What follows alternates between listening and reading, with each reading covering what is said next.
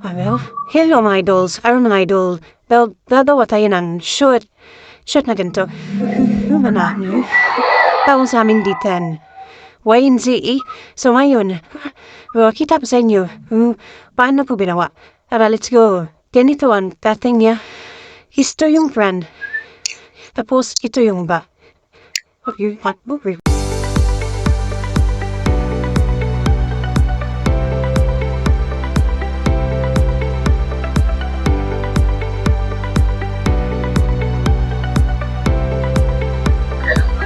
Ngayon mga idol, ganito na ang forma niya. Ito yung back, ito yung front. O, di ba? So, laban lang. So, ngayon mga idol, mag-top 116 muna tayo sa front rise at saka back rise.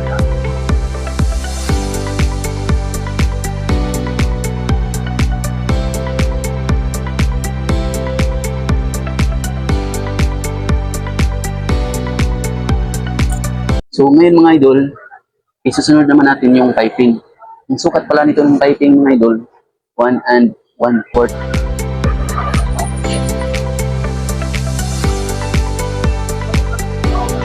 Ito mga idol, ang size nito, medium.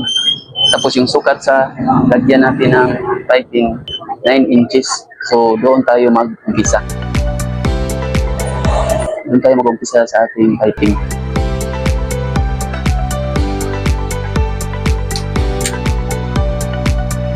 Gagatlaan lang natin mga idol.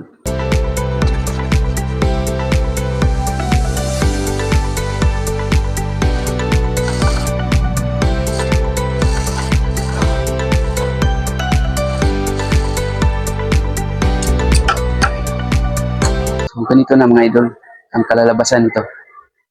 Ito na yung typing niya. Tapos ang susunod naman natin mga idol, tingnan natin yung typing.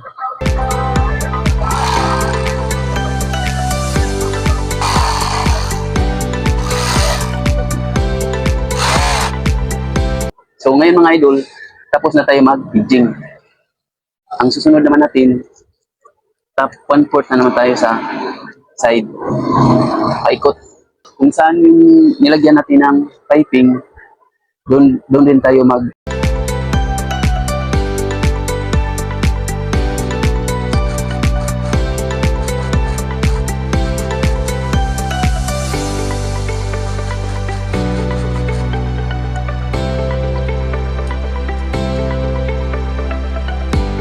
So ngayon mga idol, tapos na natin natapan yung piping.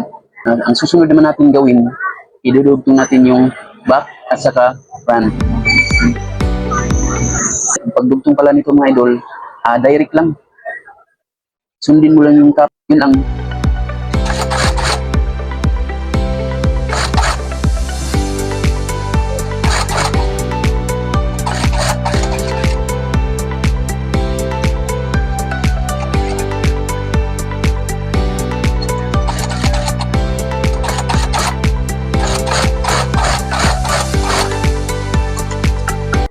iba talaga pag Bisaya ka tapos magtatagalog ka. Mahirapan tayo nun. Mahirapan tayo sa kalisod dito. Ganon din sa kabila.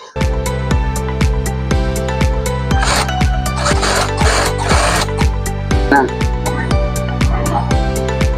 So ngayon mga idol, ang isusunod natin yung garter na naman. Ngayon mga idol, ang sukat, ang size plan nito medium. Tapos yung sukat natin sa garter 26 and a half.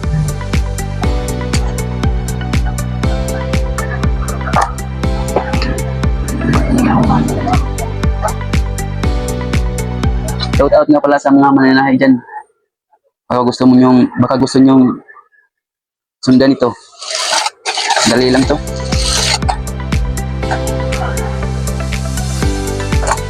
Tapos, hatiin natin. Hatingan natin. Hatiin ulit. Markingan naman ulit.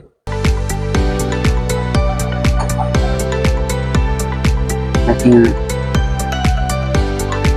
naman ulit. So, ngayon, i-attach natin to.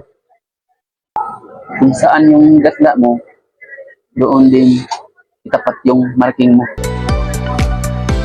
Ang hirap mag-Tagalog.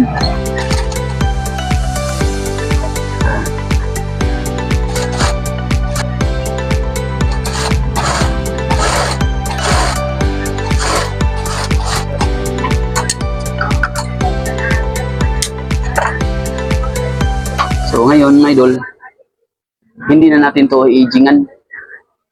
Kasi pag i-agingan pa natin to, yung garter mapupwersa. Mahatak. Lumaki yung ano niya size. So ngayon, direct lang natin sa cover stitch. Ito mga idol, cover stitch. Ngayon, hatingan muna natin to.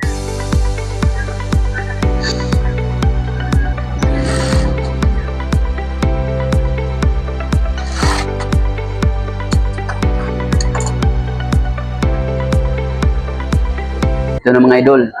So ngayon, mag-cover stitch na tayo. Ito yung cover stitch natin. Direct lang.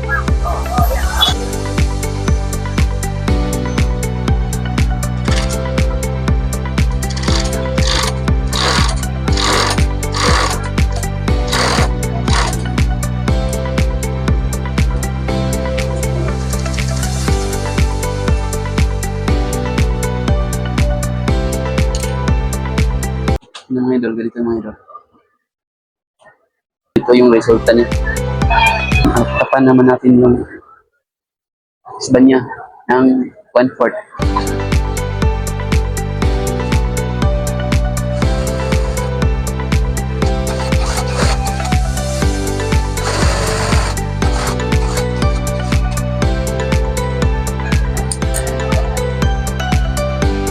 Tapos, tanggalin natin yung tinaking natin.